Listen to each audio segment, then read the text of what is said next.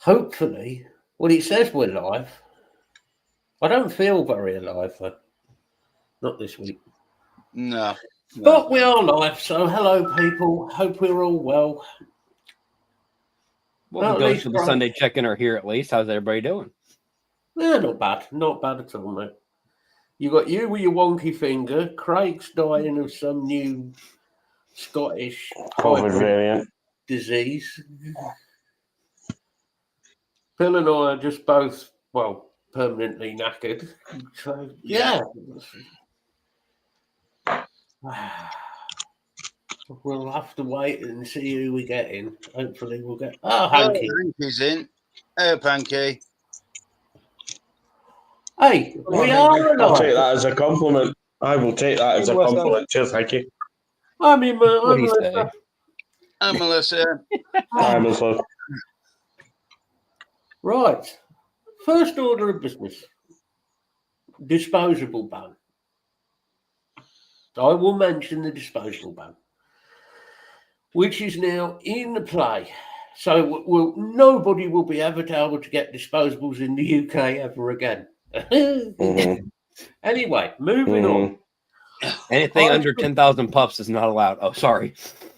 If anybody is using disposables who watches this, not that they do, because most of us are hobbyists anyway, but if somebody's using disposables and you need to move over, and you need to move over to pod devices, okay, eSig 1 Vaping 101, other stores available online.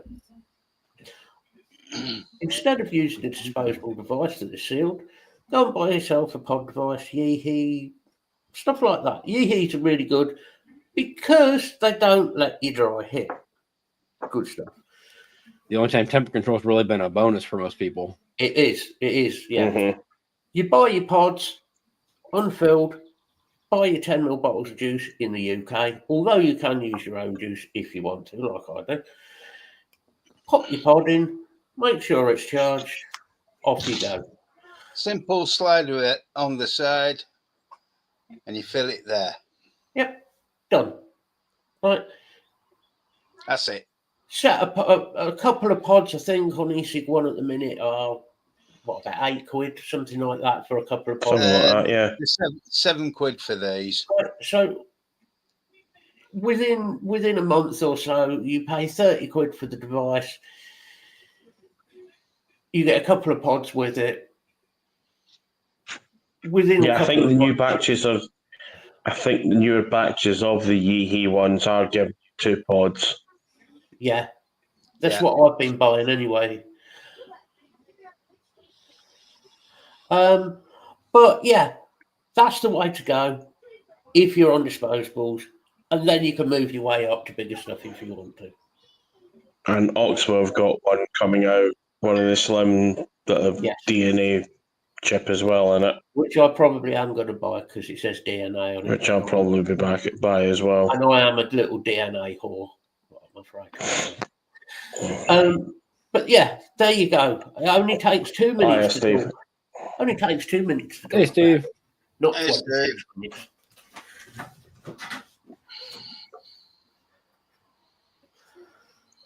So, my other half is now calling me a whore. Thank you, dear. I love you too. Well, it must not be that bad of a thing. She stayed with you all this time.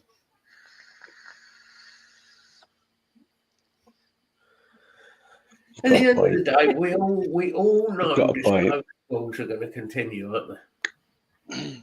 There's going to be black market. But it's going to get worse than it already is.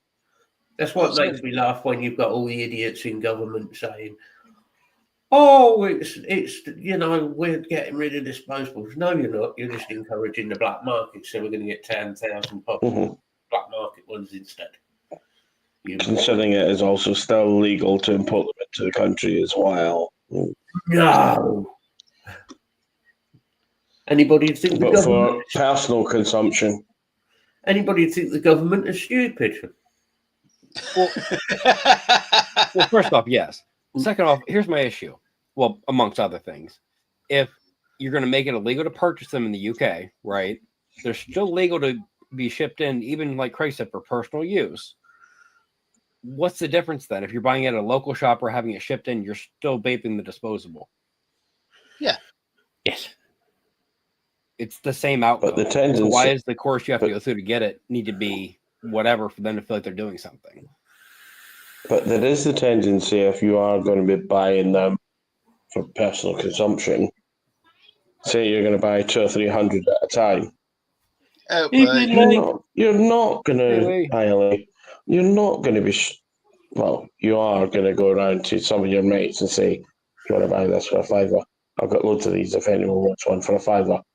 I'm not saying Either that or you're going to go to your mates and go, hey, I'm about to put this order in. It's going to be the same shipping no matter how many I get. Do you want to add however many you want onto the order?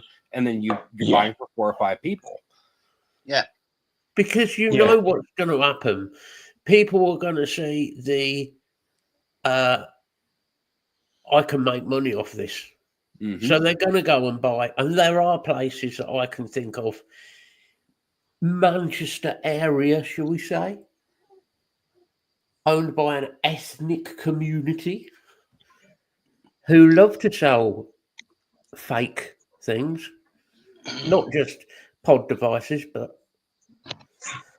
and they make millions of pounds out of it. Yeah. And I do mean millions of pounds. We've talked about it before. The government steps in to one of these shops. Okay, clear their shelves. They'll be restocked in 15 minutes after you're gone. These people are owned by families, okay? Big families. Lots of people. So the person whose name is on the owner of that shop is arrested. He's arrested. He's thrown in prison for importation of sale of fake products. His cousin takes over. His brother takes over. The company just moves. They change the name, move it over. New person starts. Yeah. Who've all got the same surname. You're not going to stop it. You're not going to stop it. Yeah, exactly, Steve. Yeah. Birmingham's just the same. The government are morons. Yeah. Any major town or city. Or come to that, go online, go on eBay, buy them through eBay. There's plenty of dodgy places on eBay. You could buy them if you want. Mm-hmm.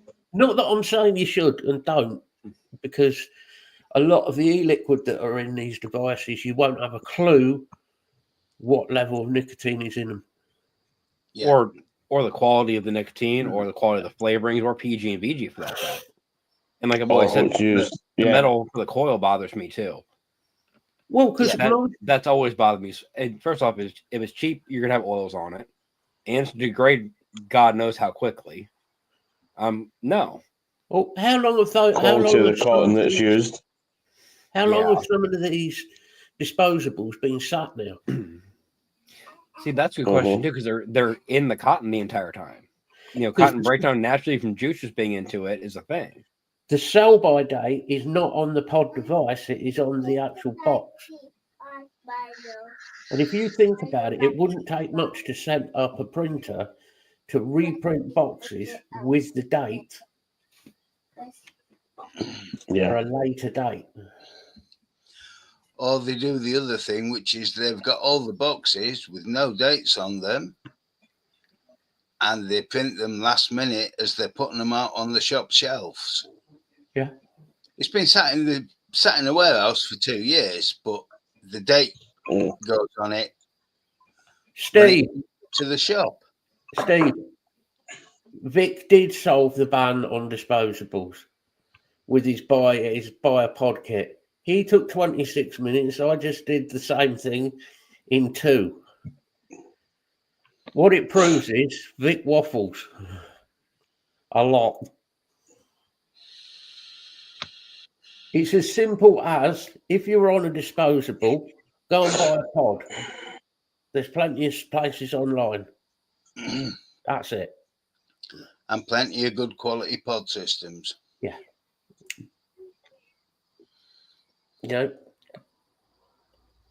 I still feel that the genuine disposables still had a place. Yeah. for the simple reason that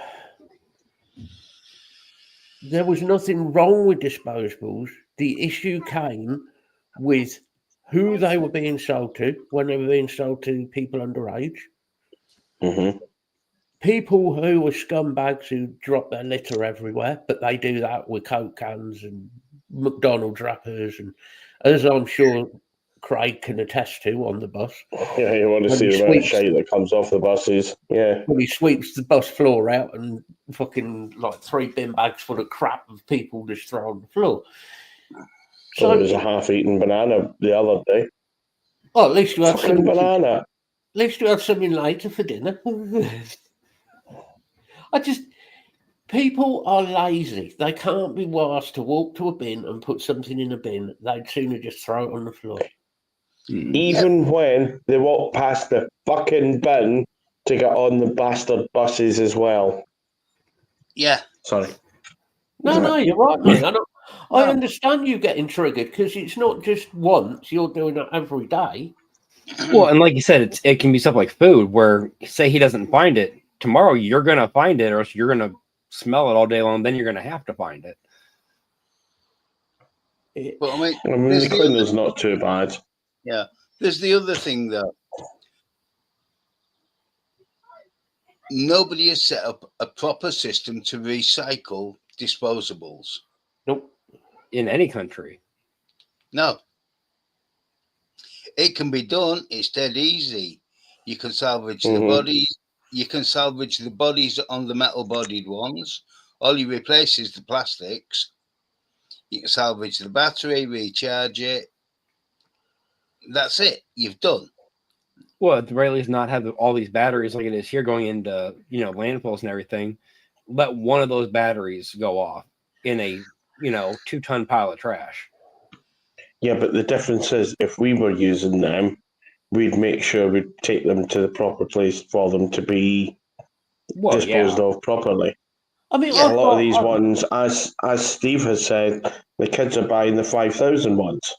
So they're going to get chucked in the bins. Whereas most... Sorry, go on, Craig. Whereas most of us, if we were buying them in the proper places, most of the proper places, i.e. the vape shops, have those little bin things that you put your disposables in. Yeah. See, I've actually never seen one of those in a vape shop over here. Oh, we've got them in. They're in here. In fact, there was even the company there at Expo with them. Yeah. The issue isn't that we haven't got places to dispose of stuff. The issue is that people, like Lisa said, humans are dirty bastards. They're lazy. Yeah. They'd sooner throw it on the floor while they're on the bus or throw it on, wherever or in the gutter or whatever. Some other twat will come along and clear it up. Well, simple. Think when Juul was real big over here, I couldn't tell you how many Juul pods you would see everywhere. How many people, when they smoked, people did it with, with cigarettes? If you finish a cigarette, they just throw it on the floor. Well, yeah. So it's no different. But thing is, too, smoking's been around, first off, longer, and to a certain degree, it's got that stigma of, well, you flick your butt and you move on. You can get arrested for going around flicking people's butts, mate. Especially with a hot cherry. But carry on. There's nowhere else I can go that's good. But no, I got an email the other day for on sale. I can't remember which brand they were, like the Lost Marys or something along those lines, for a shop over here. Yeah. 10,000 puff minimum, this and that. The only saving grace I have to this design is, first off, is a separate tank for your liquid. It is not just saturated cotton. And you can replace the tank of pre-filled juice and the coil in it. Yeah. That's not really disposable in my mind in the same way. So I'll give that, but it's still a 10 mil pre-filled plastic tank you put on it. Now we're getting them over here. Technically, they are illegal because they are the actual tank classes as over 2 mil. 2 milliliters. Yeah, but look how many RTAs that get released over there, and they give you a free gift bubble glass. Mm-hmm. And Yeah, but even the straight glass is still 3.5 mil. There's nobody to police that. More to the point, what is the point in policing it? What exactly? 8 mil. What? It's I'm sorry. very I'm going to serious. refill my tank more if it's a 2 mil tank and just keep vaping the same way as I would refilling it twice for an 8 mil tank. Yeah. The whole TPD thing when it came in was ridiculous. It actually ruined a lot of e-liquid recipes. It ruined a lot of stuff. And Mhm. oh, 2 mil tank is all you need. Then we had people in the government currently who said they wanted 1 mil tanks or less. Yeah, wasn't it like a 0.6 mil tank they were trying to push at one point?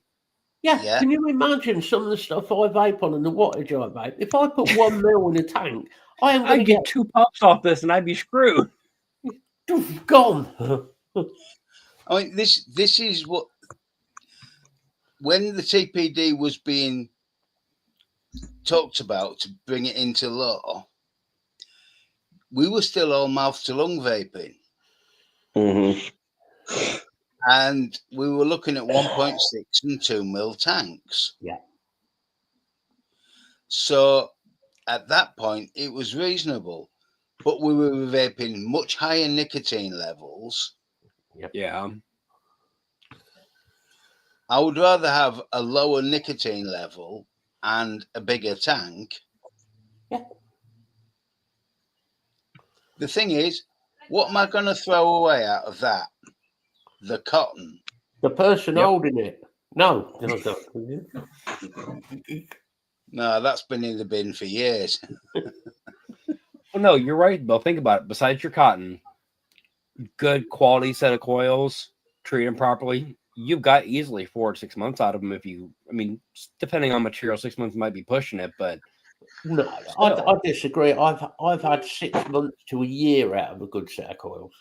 Yeah, so have I.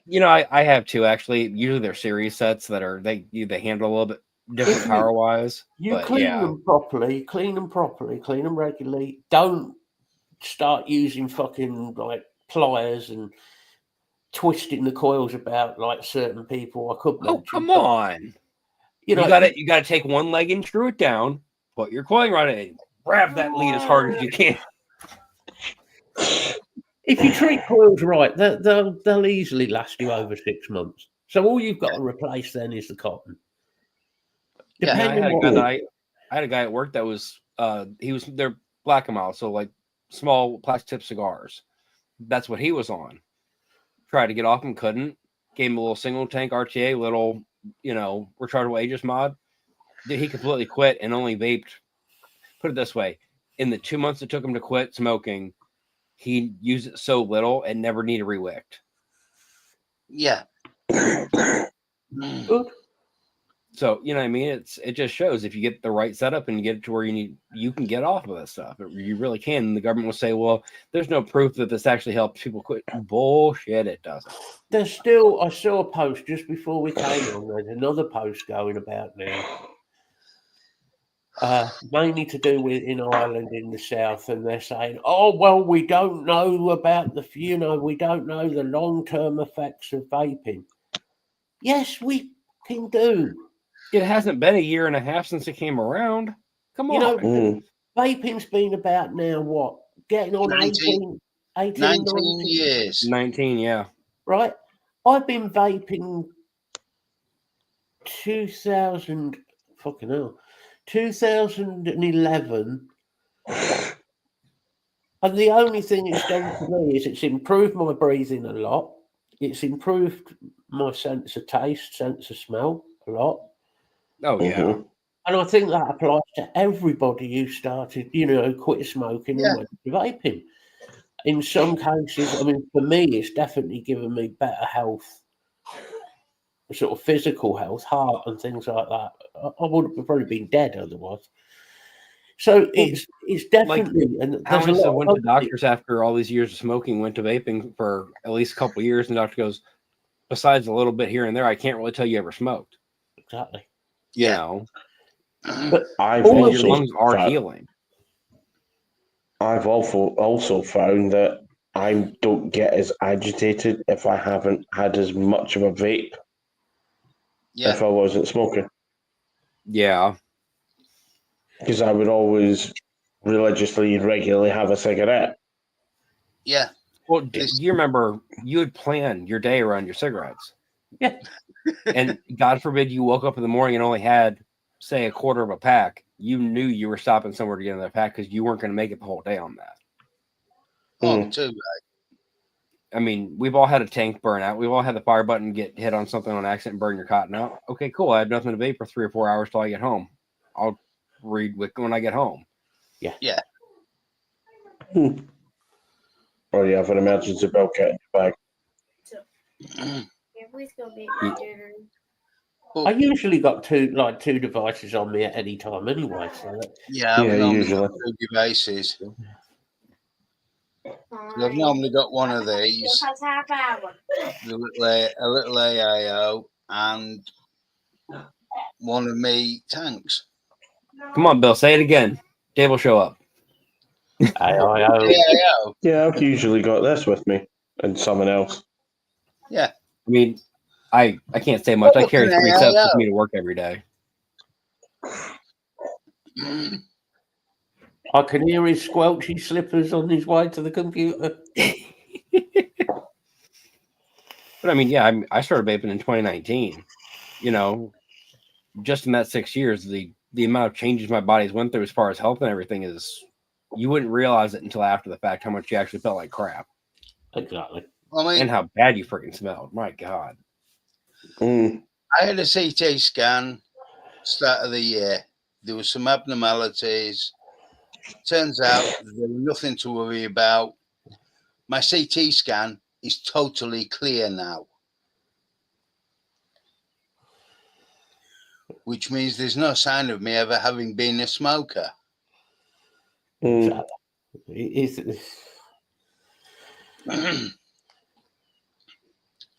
The people who were saying that it causes this and it was the favourite of everybody, popcorn lung, and Mm. I literally saw a post today. Somebody, it was one of those like attention-seeking posts things. It was like popcorn Facebook.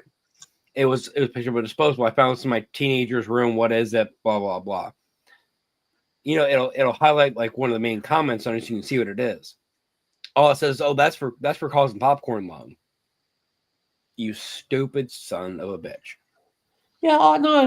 I've had to explain that so many times. Like, there's a guy that I work with that actually vapes. He's been vaping a pod for at least 2 years that I've worked with him.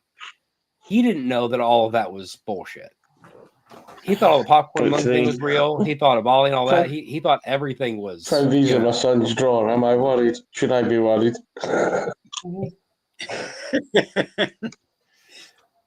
It depends what he's doing with them. Yeah. Mm-hmm. But that just proves the point of how bad the government is twisting people's perspective. I mean, you've been constantly choosing to vape instead of smoke for at least a year or two, and you still think that popcorn lung loss is actually real? Yeah, but it's not just the government, is it? Because it's big pharma and big tobacco. Well, all the moms against vaping aren't helping anything because they grab any bit of misinformation they can and run with it. Yeah, but Moms Against Vaping is funded by big tobacco. Yeah. Oh yeah. Oh yeah.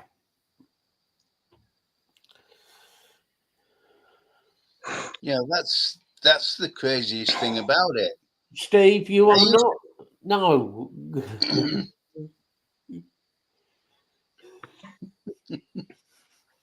You know, I mean, why does Steve carry a flintlock? Because he's got disposables on him. Yeah, they used to be anti-smoking. They're now funded by smoking and anti-vaping. Hang on a minute. Which one kills people? Yes, but don't forget, these people, Mums Against Vaping, are the same people who back in the 80s caused the satanic panic, who were anti-heavy metal. Yep.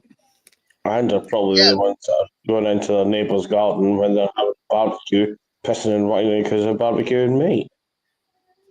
If they haven't got a subject to moan about, I mean, the Satanic Panic was brilliant because we got those little stickers that told us whether an album was worth buying or not. Lee. it's Little Wayne's fault. Actually, it's Diddy's fault because he's taken all the VG. Yeah, well, he can. I was wondering why my liquid was so. It was leaking. I couldn't figure out why. He can keep that VG that he's used. That's all I'm saying. Yeah, no shit.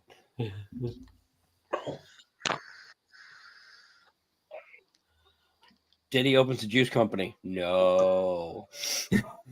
Use Diddy juice. No, thank you. Tastes like I don't want to say it. I don't want to know. No. I don't even want to contemplate. Oh, no. Even I'm not going to go that far. It's too early in the show to go that. Hey, we're past the 10-minute mark. We're all right. No, we're not. We are not going that. That's going too far.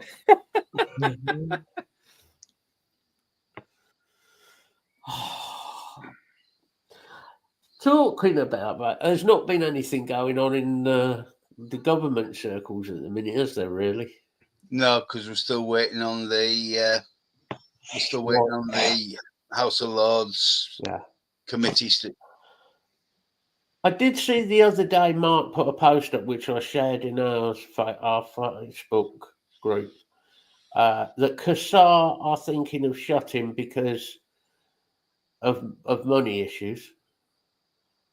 Yeah, because everybody realised what Qassar did was a complete waste of bloody time. I was going to actually do anything. I was going to reply to Mark's post with, "Well, let them go," with a few expletives, because what Qassar have done is nothing. They've done nothing. Absolutely. No, they got themselves a name out there and got the popularity of we're going to be here to save vaping, and then didn't actually do anything. Yeah, but people have asked for them to get involved, get help with this. Yeah, nothing. Kind of the British version of the American version of the new nicotine lights. Yeah. Well, the NNA did do something back in the mid 2015. They did actually do something. They but was that not with TPD? They started out, the Nicotine Alliance started out well. The issue is certain members of it, who I won't say who, but certain people were arguing with others on internal arguments because they didn't get on with each other. So rather than going, I don't like you, you don't like me, but hey, let's leave that. Let's do for the better. Let's do what's right for do right for vapors. No, let's snipe at each other like 3-year-olds and screw it all up. The same as that happened at every level. That went from general hobbyists for the most part to reviewers to companies. Yeah. Well, the issue gratuitous crotch cam. I'm sorry, I dropped my mod. I'm glad it was just his mod and not his trousers. Mm-hmm. That'd get us fun. No, it wouldn't. You wouldn't see anything. Yeah, but that's been the same. It was the same in the States. You had a couple of reviewers who were trying to do the right thing. Yeah. Who were trying to do things. Some reviewers still are. Believe it or not, you guys know I watched the old reviews and everything. And I think it was like an 8 or 9 year old Trippers review came up where he was actually getting, I can't remember which company it was. I think it was Digiflavor to you know, they're supposed to donate like $10,000 towards advocacy and everything else. Even he tried to hopefully actually do something at that point. I don't know how much it was just, it might have been publicity for all we know, but I don't think it all was with Rip, to be honest. in the early days, he was more genuine than what he turned into. But look at what money did to a lot of people in different industries that wasn't vaping. You know, Yeah. Oh yeah. Anybody gets that popular that fast and that much money thrown at them, a lot of people change how they act.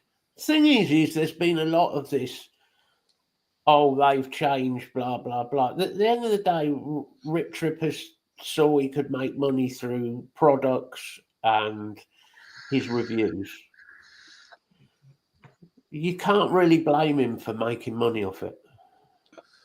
You can't really blame somebody for doing that.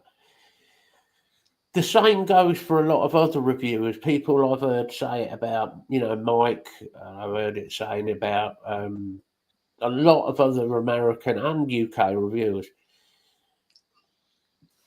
But a lot of these people have also put back in by trying to say about advocacy.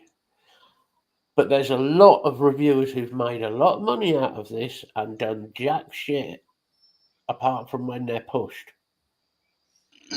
Yeah. Oh, the best is when you got the ones that go, well, I don't take money for reviews. It's all, publicly funded. The proof's out. But then you come out with 17,000 products. Yeah, but the issue is they put this out there, right? Mike Vapes. Mike's very open. He takes money for reviews.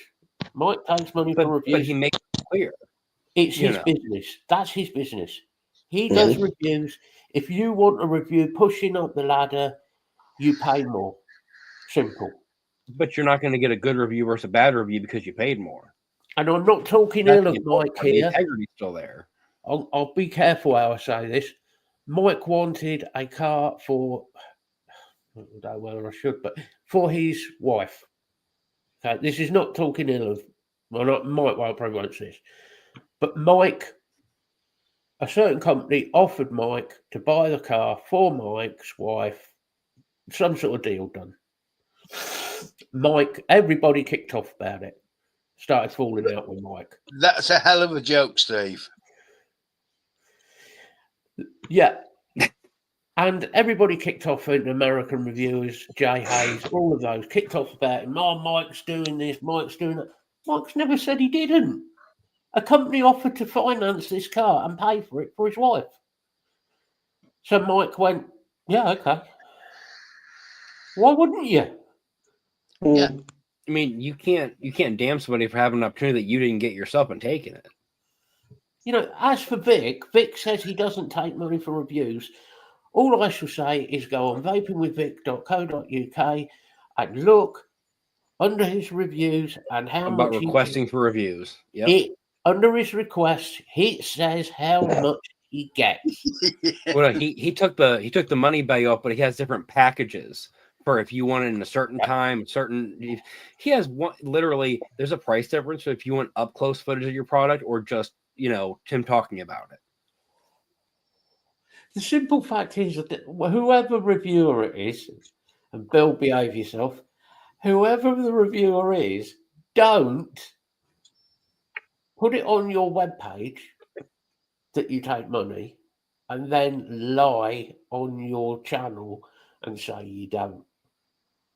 Because what he's got to remember there was other reviewers did shows with him who know what he did behind the scenes. Yeah. That's all I'm saying. No more about that. And well, exactly, Lee. That's that thing about we're talking about Mike. In I want to say 99% because there might be a little bias here and there for whatever, but every reviewer has bias which way or for certain products, whether it's how they like it or where it comes from or whatever. But you're getting integrity. You're getting his review of it, not okay. Here's an advertisement for it.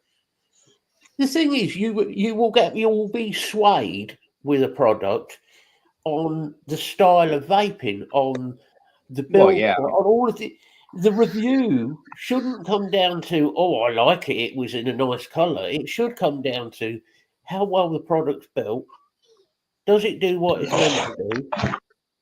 Is it How gonna well does hold- it do what it's meant to do? Oh yeah. Exactly. Is it, does it do what it's meant to do? But yeah, just don't lie about it when the information is out there and you can see it.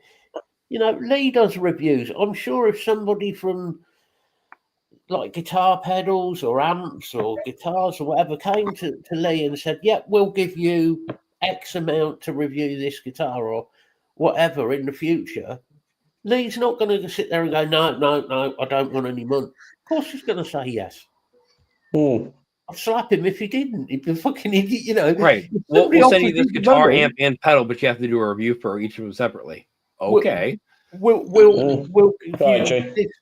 Hey up, Jay. Jay. We'll give you X amount.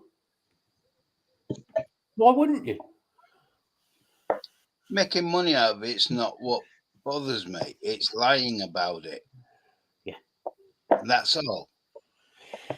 Yeah, but I actually like it when they lie about it because all I do is I go off and I research and I look through things like HMRC and Company's House and all these places, and suddenly there's a big wealth of information out there, and you go, "Oh, look at Well, that!" What bothers me is when the word charity is thrown around, Oh. and then funds seem to either disappear or get misappropriated or whatever. Matt knows where my head's going with this one. Don't. No, we're Don't. not going to go to. But you see what I'm saying? That's the type of thing that just Totally agree as- with you. I as totally a human, agree. you can't do that.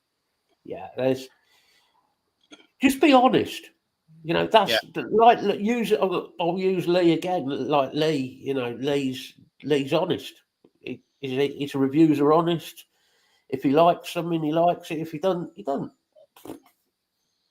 Thing is, I mean, it might not be suited for him, Exactly. Yeah. but It it could might be be. suited for other people. Yeah, but we've had that. He might not have gotten on well with whatever they may have given him It's to the use for same with us, review, isn't it? but someone else might. We've had tanks and mods that one of us likes and another one's like, "Oh, that's fucking shit." Yeah. Well, I Yeah. like it. Yeah, Well, for he who we will not name at the moment, that tank. I've used it for over 2 years. I do enjoy the tank. Uh-huh. You guys either don't or haven't used it or whatever. It doesn't really I've matter. got mine over It's there. it's not for everybody. Every I've product got- is not for everybody. I've got mine over there. I just can't get a build. I can't get a build that gives me the right airflow for some reason. Which size tank do you have? The max. And you still couldn't get a decent build in it? I mean, just can't. As far as number of wraps goes, you're right. You can't go a lot of wraps with that. That could just be my build though. I can quite happily sit here and go, it could be me. I might go back to it and try it again. When I can be bothered at some point, I'll probably go, give it another try. Have you Again, tried I to use it because coils? I like the way it performs. And I'm sorry, I work in an industry where a plastic, bubble tank is not a bad option. Table gets bumped, it falls over onto a piece of sheet metal or something. I'd rather it not shatter because of that. Steve, stop throwing your leg at people. Have you tried 2.5 mil coils in it, Matt? I tried 2.5. No, you can fit 3 mils just fine. Honestly, 3 mils are what I use, dual 3s. I'll give it another try at some point. And surprisingly, I mean, I know the airflow is semi-restricted because of the honeycomb on the actual dial on it. Dude, a 0.1 actually is not bad. I think anything too high, it doesn't perform right. And obviously, like anything with airflow like that, don't crank your watch horribly for a 0.08 or something stupid. But a 0.08 would be just too much for it. I mean, I've put triple 26 stainless builds into it that come out at a 0.09 and it works just fine. But it's like anything, you're not going to run the same wattage in that tank as you are on a dripper. No, I mean some idiots run a 0.1 coil single coil. Now you got me. Now I got to do that later because I forgot we were talking about that last night. Yep, 0.1 in single coil in the Destiny. Tyler is going to blow himself up later.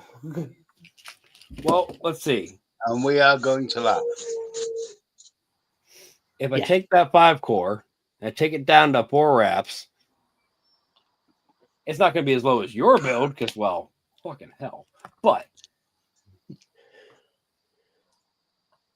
I'll tell you what, the joke is, right, I'm at 60 watts on it at the minute. It's not hot. It's got good flavour. Really nice. now I'm assuming you have the airflow wide open. Yeah. Yeah. Yeah, I mean, if you can run up to about 75, 80 watts. Well, say I've got mine. Mine's at 40 watts at a 0.65, but I've also got the airflow down to about a quarter. I recommend you don't go over 80 watts because it starts. What you hit 90 last night? And you're like, oh no. Yeah, I got to 90. Got to 90, and it was like, no, this just ain't working. It is. Keep in mind, people, this is a single coil of stainless 20 gauge. It's all right. Did you ever try it on a mech like you wanted to? Yeah. Yeah, works fine. Works fine, mate. It's definitely not. You're not going to be like chain vaping it. Well, no. The Not on wake a mech. ports on that tank are tiny. Hi, I mean, Mike. they're appropriate if Mike. you use the right coil, but hey, Mike, Hey up, buddy. love you too, Mike. Ah, the fake dog, man. Yeah. The Kia. Hey, at least I can drive down the road now and don't have to worry about anything falling off. Well, that's a good thing. Mhm. What's that? I've never taken the tires off this car because technically, when it was under the warranty, I couldn't do anything on it. Dude, everything from the hubs that I did to everything was factory. Yeah. I mean, dude, the level of rust on these parts was honestly like an impact wasn't even moving it through the rust. Doesn't that tell you something about American cars? Oh, the quality of parts and everything. Oh, trust me, that's why the hubs that I bought for it are coated hubs, Yeah. so that it won't have that problem. Yeah, but they should be anyway. Oh no, you saw the pictures I sent of all the old parts. It was literally bare steel into a Oh, bare they were steel the collar. parts. I thought There that was what was left of the car. Oh, the bad part is I got the hub out and where it actually seats at. Obviously you're going to clean that surface up and everything. I took a little bit of like emery cloth style like sandpaper to it just to get the surface cleaned down. I literally had a pile of rust dust from just running around that circumference. That shouldn't ever rust. And funny thing is, every video I looked online just to see if there's any like easier ways to like do things, they all literally said expect this rust to be in the spot if it's an American car. Because of the conditions that the cars are in here, it's going to have that. Well, if you properly coated the parts when you made them. Yeah, because American cars don't have proper seals. I mean, I've got a guy that I work with that bought, I think it was like 2018, and he's had the sunroof leak on it 3 times already since he got it.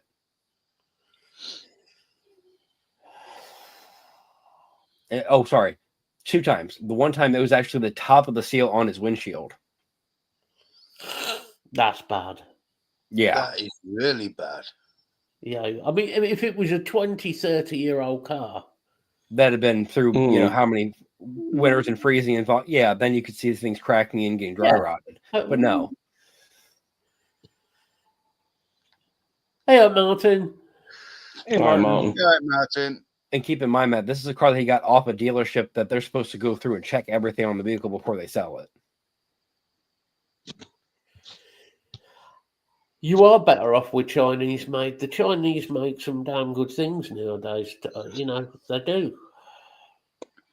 Oh, yeah. I mean, everything I got was offline through a direct wholesale shipper. So I just literally got the best prices and the best product I could possibly get is within reason. I mean, I didn't go like high end on the tie rod ends and everything, but I went mid grade or a little above for everything.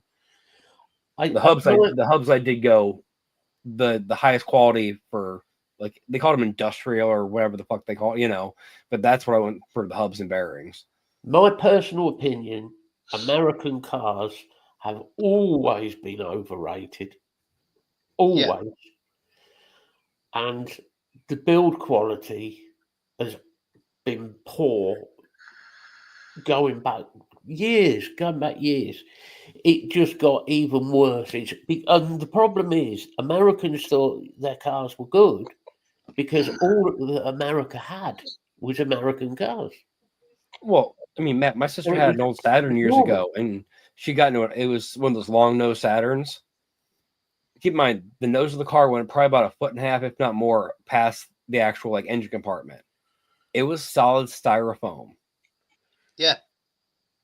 No, she got into an accident, and the entire front end of the car exploded. No, it wasn't made by Armageddon Mods. No, Mike. It's a rebadged Korean model.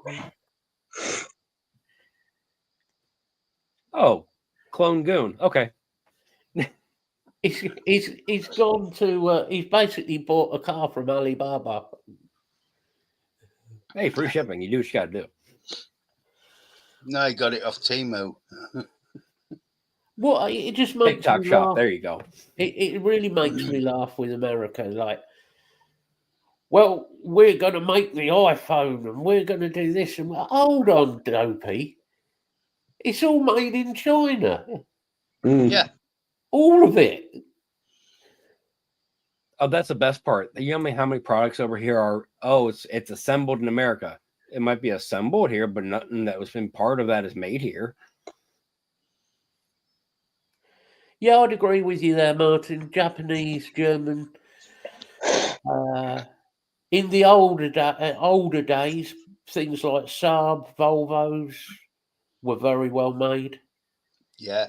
I don't think German cars are as good as they were.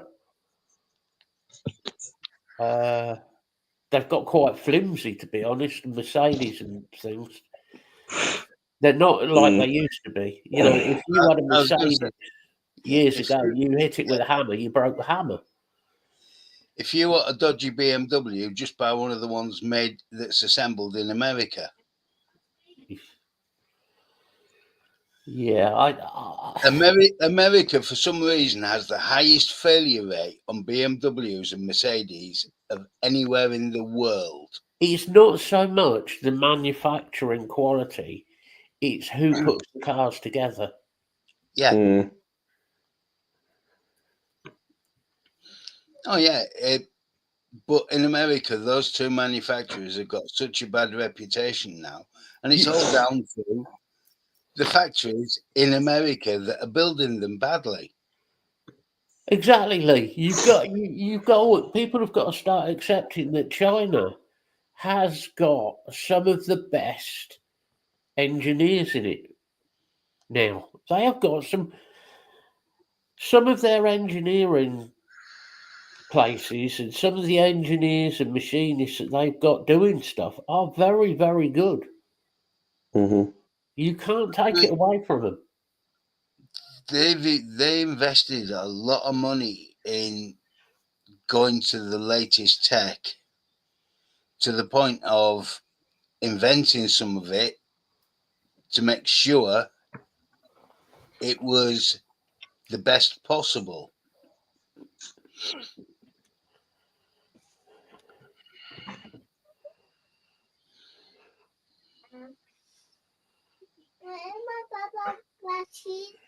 Exactly, Mike. I mean, I've got a Chinese MG, and there is nothing wrong with it. They're good cars. They are well-made cars, well-manufactured. I mean, I had a test drive of the HS. Lovely car. Found it very difficult with the position where I was of seeing the dash properly. Apart from that, it was really nice. Yeah, the steering wheel is a bit of a funny one on the Yeah. You've got to adjust the steering wheel just to get it just right. But where the top is right in the way of your display. Yeah. If they made the steering wheel slightly bigger, It would have just been Yeah. easier. That's That's But all right, Matt. We apart- passed your favorite vehicle on the way home today. It was a Cybertruck followed by a Tesla.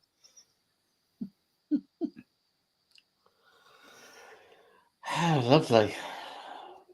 Somehow neither one exploded, but you know. Shame. I was going to say, which one was towing which? Well, scary part is if anyone was towing anybody, it would have been the truck towing the car. And I don't see them things towing anything. Exactly, Martin. Exactly. People have got to face the fact that a lot of the engineering that used to be done in the West is now mainly in sort of Asia. Oh And yeah. Mhm. I mean, think about it, though. If you can find a decent, kept up mid late 80s, early 90s Honda, you're good for another 30, 40 years if it's taken care of properly, easily. I mean, they run. I've seen up to over 300,000 miles, and they still run like they're new. Yeah. I mean, the only reason I got rid of my Honda was round here, we've got the roads get a lot of salt, so it's corrosion underneath. Yeah. Well, you said too, the one you have now is a lot higher up. It's easier to get in and out of, isn't it? Yeah, the car we replaced it with is higher as well. I Does think make life a lot more comfortable. people forget how big some of these Chinese car manufacturers are. They are fucking Mm. huge. Oh yeah. What was it? BYD are about the third biggest manufacturer in the world now. Well, Sayaka, who is the company that own MG and they own loads of companies. I think they're something like second or third in the world. They're fucking huge. A lot of the cars are still put together in the UK. They're shipped over from China and then they're finished off here. So, yeah, I've had no issues with it. Absolutely no issues whatsoever. So,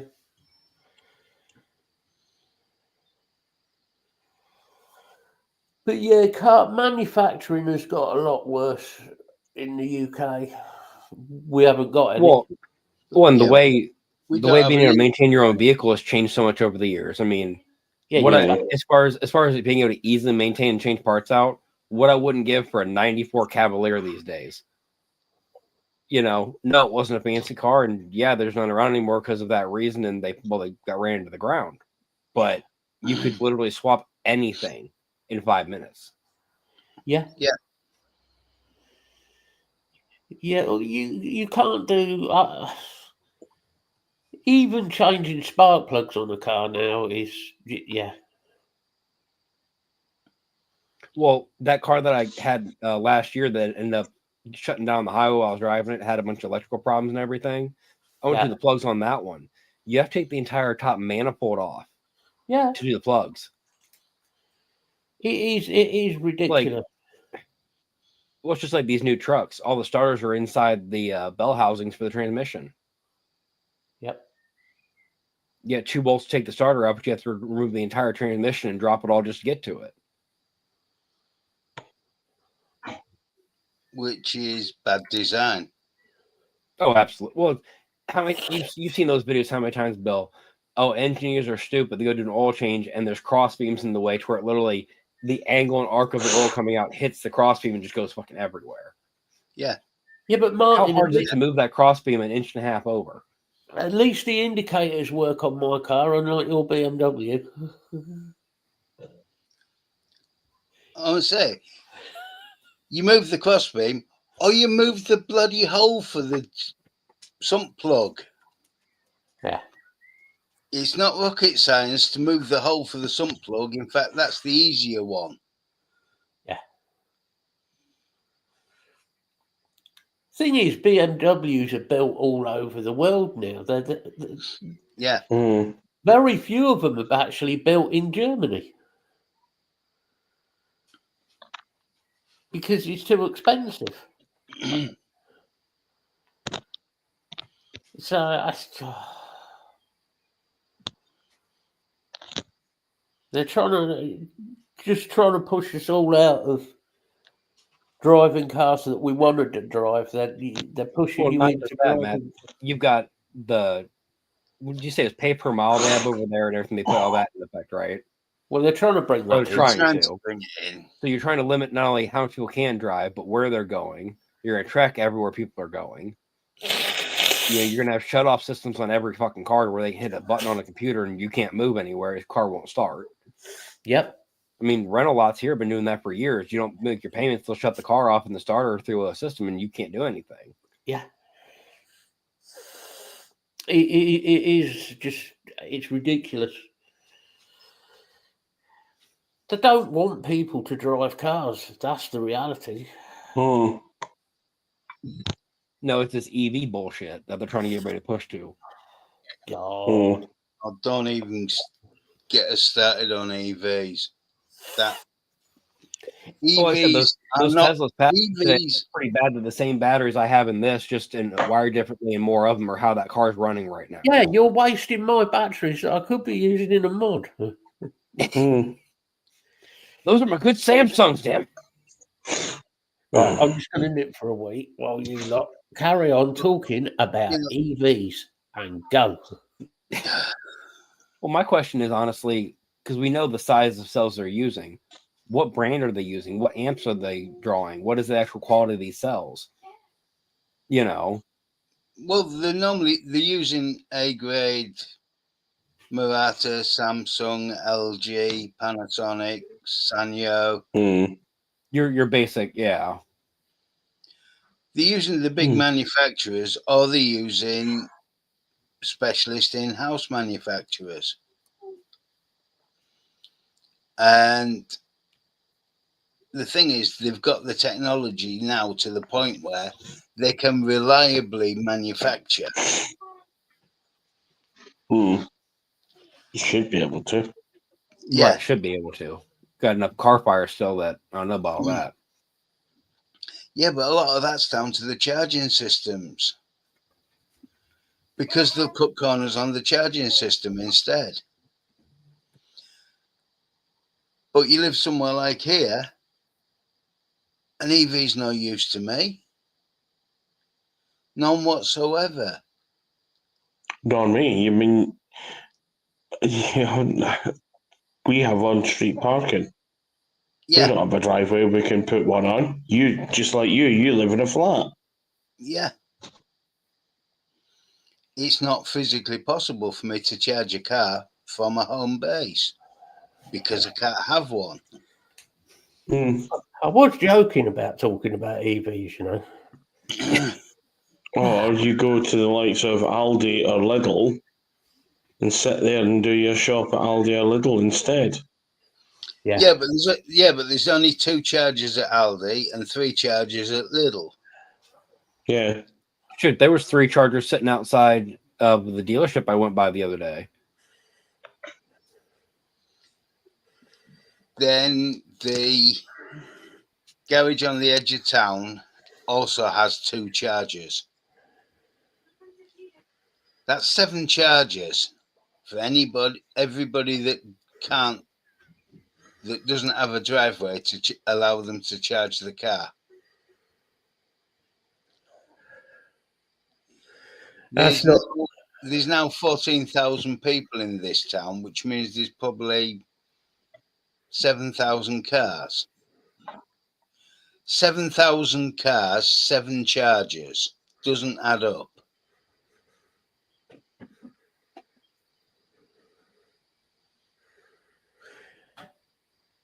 To be honest with you, Mel, you're doing what everybody does with grieving. Mm-hmm. You blame yourself. You go through that, like the stages of grieving. So you go through the anger, the hatred, the upset, the tears, all of that. They're all natural process of grieving, which is good. It's a horrible process to go through during the time, but it's horrible. It's you know, unfortunately, that process does lead you hopefully to a better way. Yeah. The thing is, you say should have been there for her, but what could you have actually done? You see, The reality is probably nothing. We're pre-programmed with this notion in our heads that you should be there for somebody. That's just like I don't know where it comes from. It's a modern interpretation that you should be there for everybody else, and you can't always be there for everybody else. It's impossible. The thing For is, various reasons. Yeah. Well, you don't want to get into that cycle of putting yourself second, third, fourth, fifth because you're trying to help everybody. Well, yes, help people. Don't get me wrong. You have the emotional ability to do it. Go for it. But you're going to run yourself into the ground if you're not careful.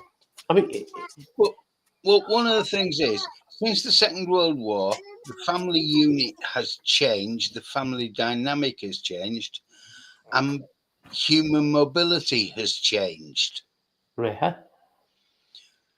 Which means we no longer stay within 5 miles of where we were born for the rest of our lives. We no longer have a family unit where you've got the middle age, 2 age groups go out and work and provide, and the older ones look after the oldest, look after the youngest.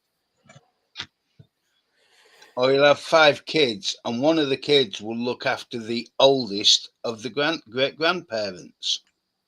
We don't have that type of family dynamic anymore.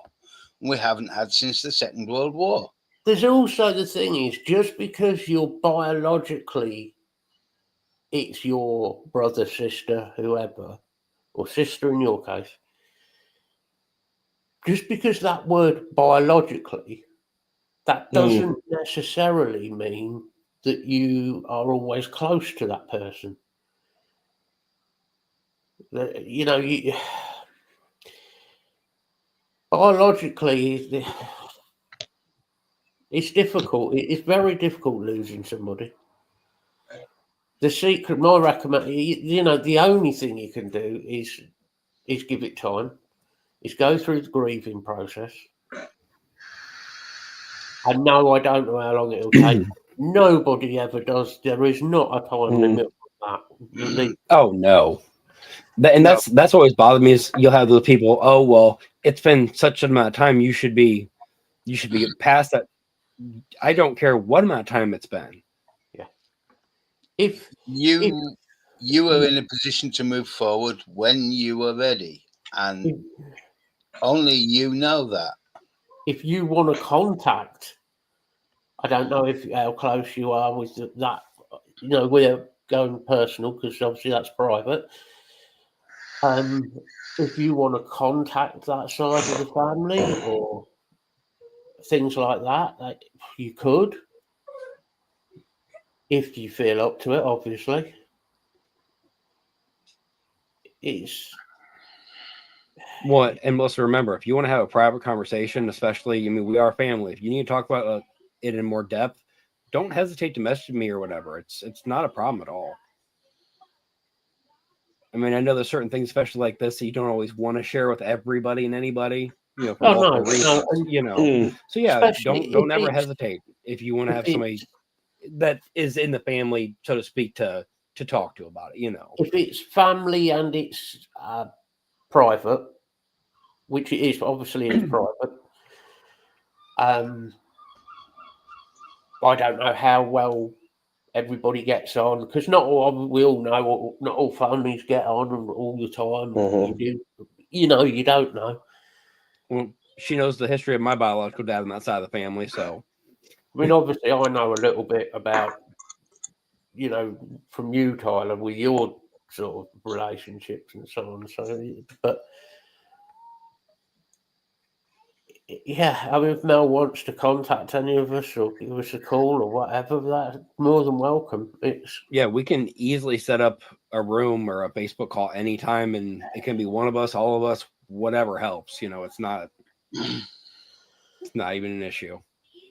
And that goes for everybody in chat too, by the way, guys. Anybody Yeah. ever needs a conversation or just somebody to talk to, I'll say it now. I've said it before. I'll say it again. Same thing you guys have said to me. I'd rather listen to you complain for 12 hours straight than not be able to talk to you tomorrow. Yeah.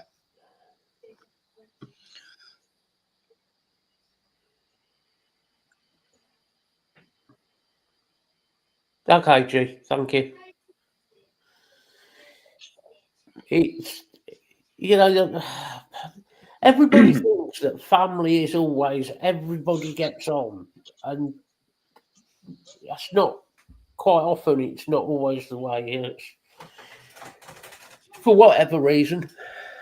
Well, there's that old saying that, blood is thicker than water. That may be what it is, but I've also had enough people that are biological that are a lot worse people than people that aren't.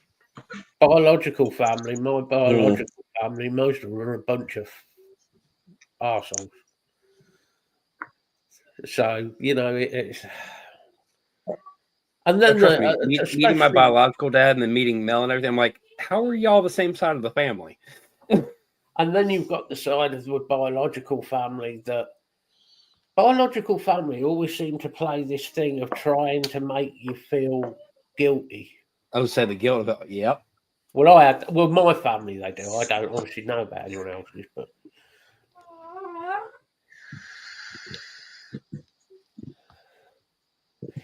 Yes, Lisa, we won't go into that one. Yes, he definitely is. Yes. Some people aren't very nice. Is the nicest way of putting it.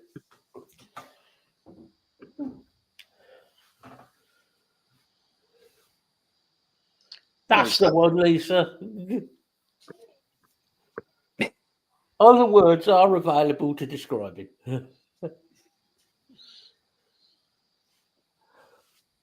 Hey, me and my juice take offense to that. Oh, you take offense at him, believe me. Oh, he's wearing.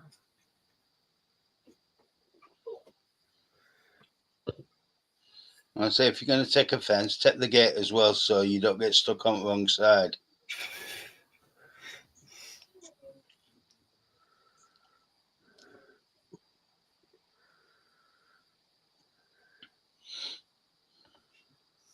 Well, Martin, we've had the conversation about multiple areas. I mean, how many times do you guys see posts on different groups? I've got this ohm coil. What do I vape it at? What juice do I put in it? Whatever juice you like, and you kind of got to start low and figure out, well, you've got a recommended range on a coil head or what. Go from there. My recommendation for coils for rebuildables is always the same: a round one. And how much power is start lowish and raise it until you get the flavor you want. Start at 200 watts and increase. No, we don't all want to actually inhale flames from our vapes. Drip juice. Insert head through window. Hey, you look. And then suck like you've only got a quarter of a lung. If you want, yeah. If you want the true throat hit, do Here, that. kids let the dog out. Okay, man. Do one of my builds and do a 200 watt dry hit, and the throat hit is fabulous. You won't want to do it again, though. No. True. Oh, Martin, don't get me started on cars, for fuck's sake. I'm not a fan of the Veyron. Not a big fan of Porsches, to be honest. It's Volkswagen. It's a Beetle with a high performance engine. It's a high performance Beetle. I've always been, and this is because I'm half Italian. I've always been. I love Ferrari. I love Lamborghini. I've always been sort of more Italian sports cars, always. And one other car that I've always, and it's Jensen Intercept. I love Jensen. Yeah, you love Jensens. For me, it's. I think the Jensen Interceptors look lovely. They're beautiful. They're a beautiful car. But there's something about the Ferraris as well. I'm never going to afford one. I mean, for me, it's Nothing really. Lambos. Oh God, no. Lambos or the older Jags. Going back to the SS100. That they changed the name of to the XK100. Oh God, you and started came it up off with the now. name Jaguar because they suddenly realised, thanks to a certain little Austrian person with a very stupid moustache, wasn't a good idea calling it an SS. No, you listen to whoever you want to listen to. We know Tyler's a big Nickelback fan. What's What? Nickelback? As soon as I come back, come It on. wasn't me that started It was this. Melissa. It was Mel that started it. It was Yeah. The fan loads hit you the lowest sometimes. Yeah. Oh. You know, I will say, Melissa, I don't know how you deal with sort of mental health, but there's a lot of things that can help. I mean, forgetting about medication and all of that, yes, you can take drugs to help you, you know, proper drugs as in prescribed.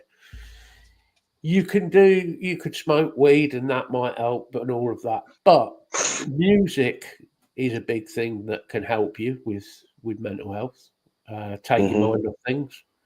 Well, we've talked about it before, Matt, depending how your head works and whether it's music or your head's like mine. If it's old movies or old, shows from when you were a kid that just your head can zone out to and really shut off.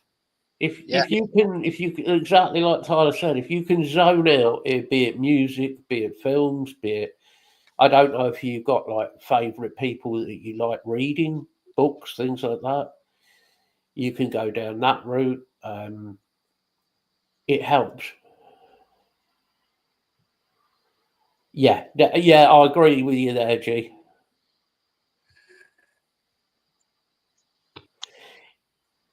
So no Radiohead. Same here, Martin. I have family from Palermo in Sicily. My nan was born in Palermo.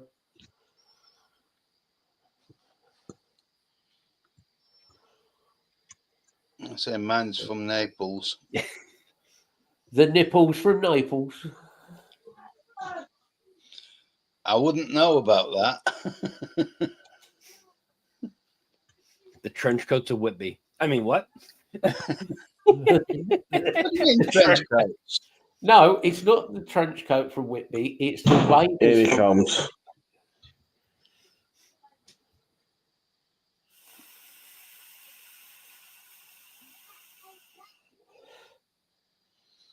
I mean, I don't know what. Craig, you're getting too used to the abuse, man. You're just handing the drink right over. Instead of doing that, do that. Right to the Adam's apple. Just go for the nut shot. Oh, here we go. He's off again. No, he flicks that light one more time. Craig's gonna go to full dad mode. You waste one more second of electricity, I swear to God. One of these days. No, it says me turning out, getting up and turning the light on. One of these days, to turn the light on when he went out the room. I'm going to have to like kick Craig out because there's going to be like this loads of violence going on and somebody gets thrown through a door or something. No. Double glazed doors, so no. Well, see, you got the nice, roof made of windows and everything on your patio, right?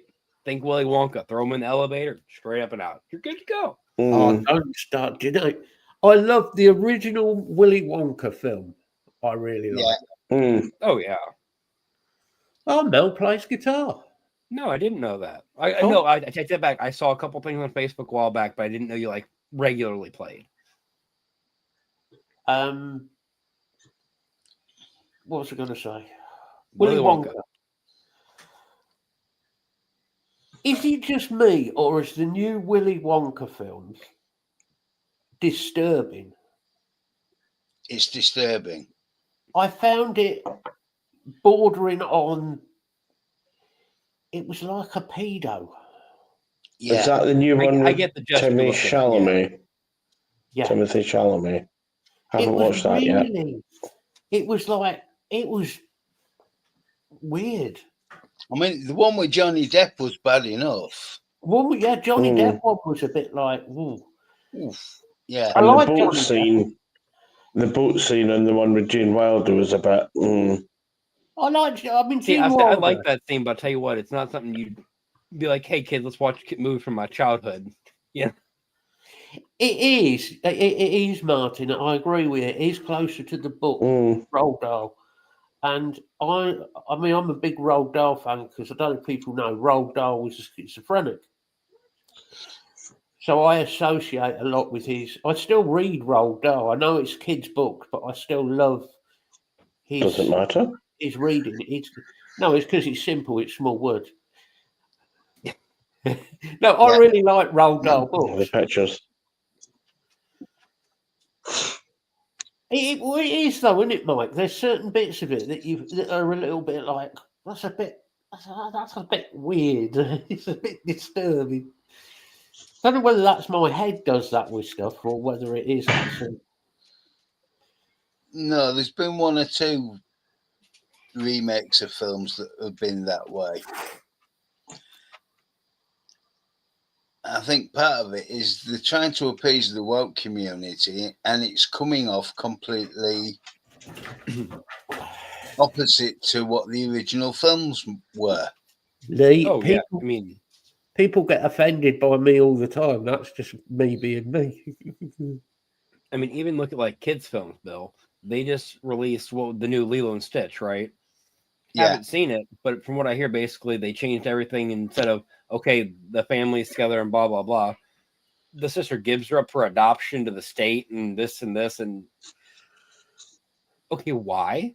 This is a children's movie. It is not meant to be okay. This is what could possibly happen in this specific situation in this, Mike, unfortunately, that is very true. Hollywood is a non-society. I hate to say it, and if you disagree with it, people tend to get thrown out of Hollywood or disappear in jobs because just look at some of the actors who no longer get jobs. Mel Gibson, for instance. Look at how many child actors have come out about things that happened when they were, child actors, not their adults. Yeah. I mean, who was the one? It was Josh Peck one about through the seasons of Drake and Josh, through seasons like 3 through 6, he was on hardcore drugs and alcohol the entire time. Yeah. And that's why he lost all that weight. I don't think he is completely. I think he is. He's not quite all there. But some of the things that I've seen some interviews with him lately, and some of the shit he said actually makes some sense. Some of the interviews that I've seen,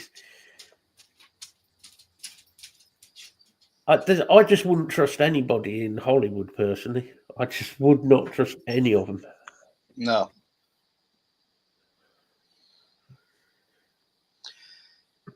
Yeah, true, Mike. Mm-hmm. Macaulay Culkin suffered at the hands of a certain very famous musician. Well, allegedly. Well, everything's allegedly. It's amazing how much money gets thrown at certain situations. Yeah. Oh, Martin, don't start on the Justin Fletcher thing again. I'm convinced that bloke is a fucking pedo. Let's see what's in his spotty bag. Let's see what's in my pocket as I stick a knife through your fucking skull. I'm telling you, that bloke, he's just disturbing. There's something not right with him, the way he is. There's being nice around kids, and then there's being really nice, being too nice, being clingy and... Well, as a general adult to a child, and you very much are acting the way a Saturday morning kids program person acts to them, that it's creepy. The trouble is that this... I don't want to go too far into the paedophile thing, but the problem is you've got paedophiles who everybody says they're the bloke who's got the dirty Mac and like stands on the corner and looks at the schoolgirls coming off the bus or whatever. They're not so much the dangerous ones. The dangerous ones are the ones in positions of power. That you would never know. Like policemen, like politicians, like prime ministers. Oh, God, you've got me started, haven't you? I've got to say it now. We've got a prime minister who has covered up things regarding things like that. Like the grooming gangs. No, sorry, I'll rephrase that. The rape gangs. Yeah. Which are covered up by the current prime minister of this country. He covers up. And if you dare talk out about it on a big enough platform, you end up in prison. Mm-hmm. Now that to me just says one thing. He's Cover up involved. everywhere. He is involved. Yeah. He is guilty.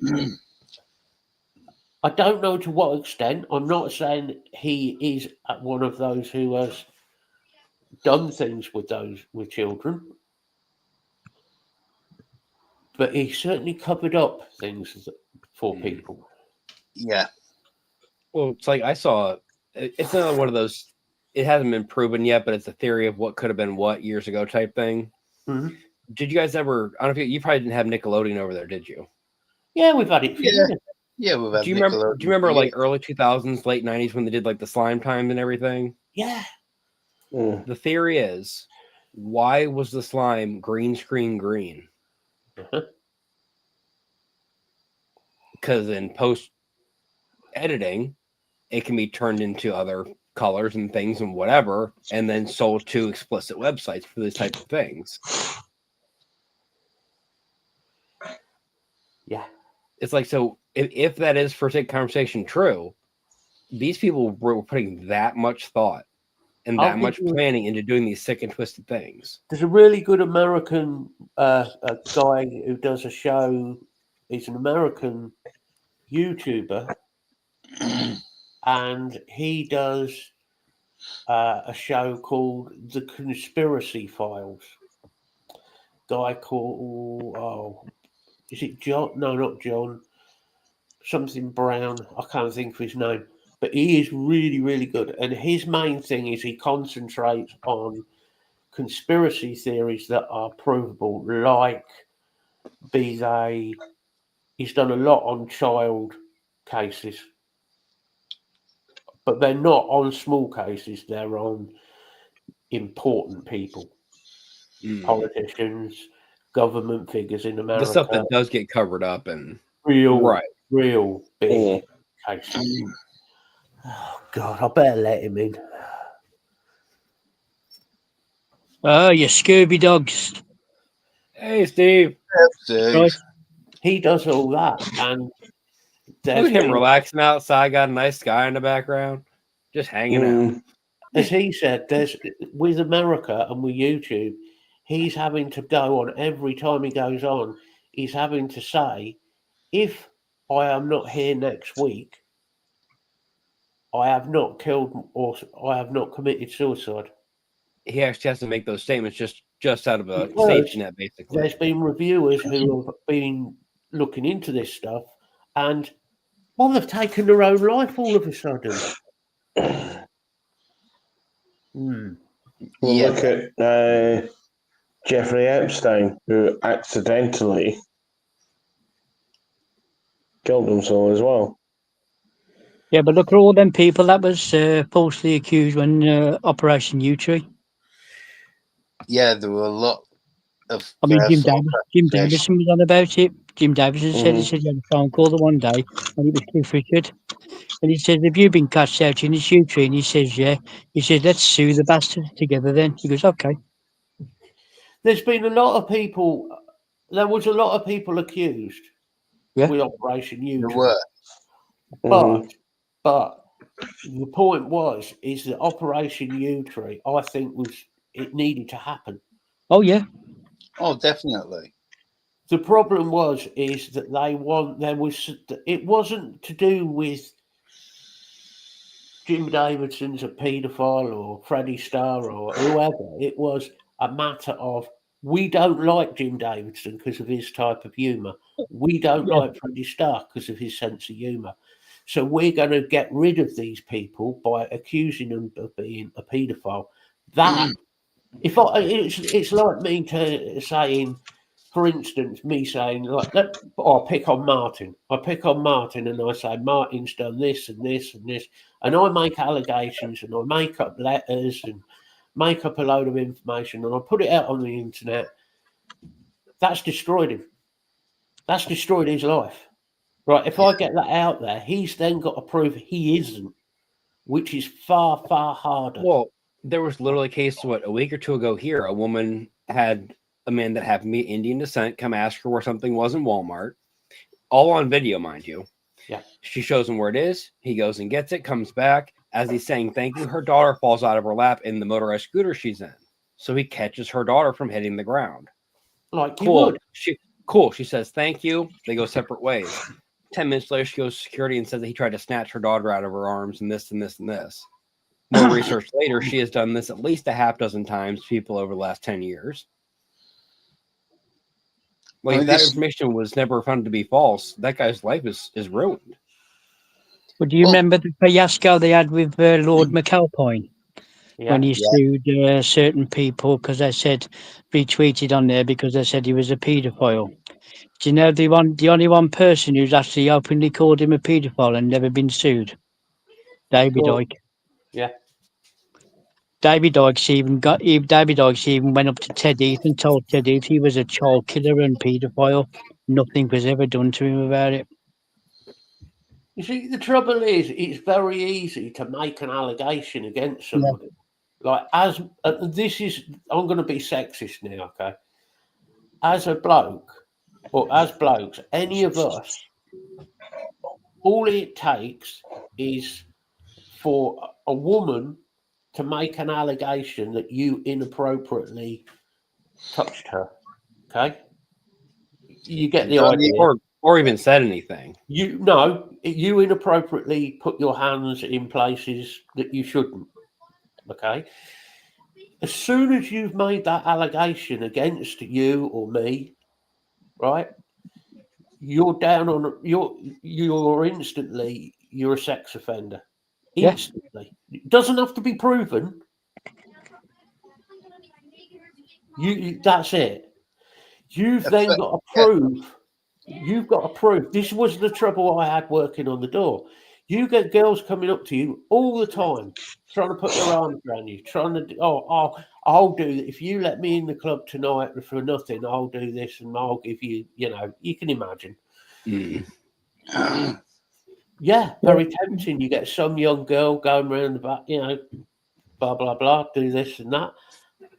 Next thing you know, you're getting pulled in by the police, perfectly innocent, but you get accused of being a sex offender. Yeah.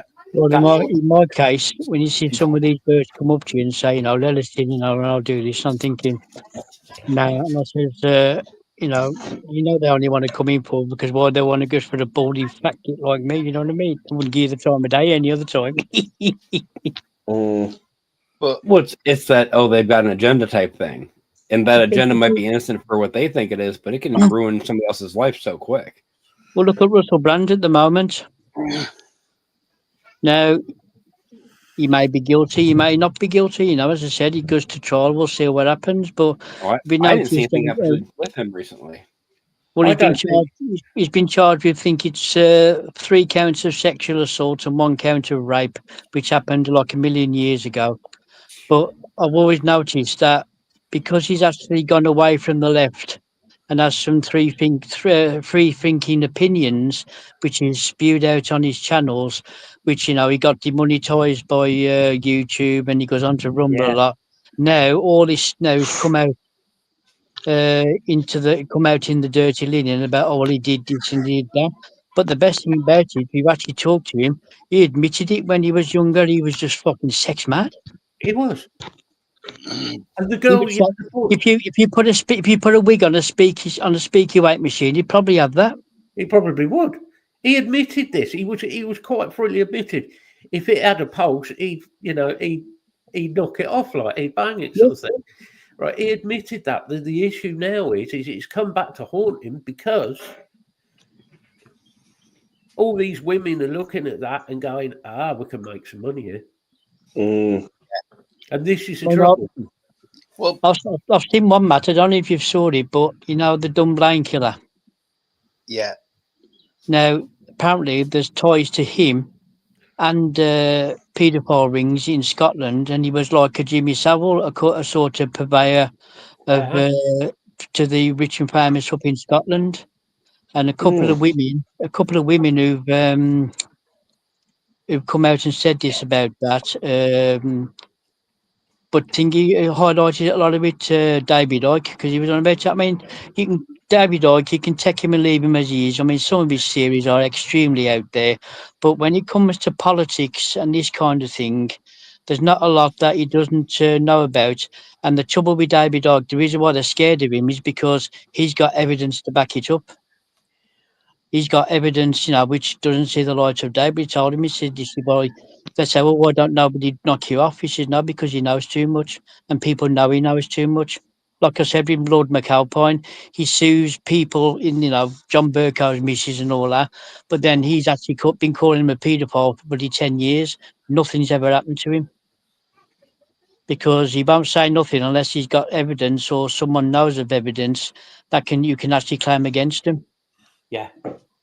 And he was on about the Dunblane killer. He said he's got ties with paedophile rings in Scotland, and he was like Jimmy Savile. He was a procurer. I think the issue is that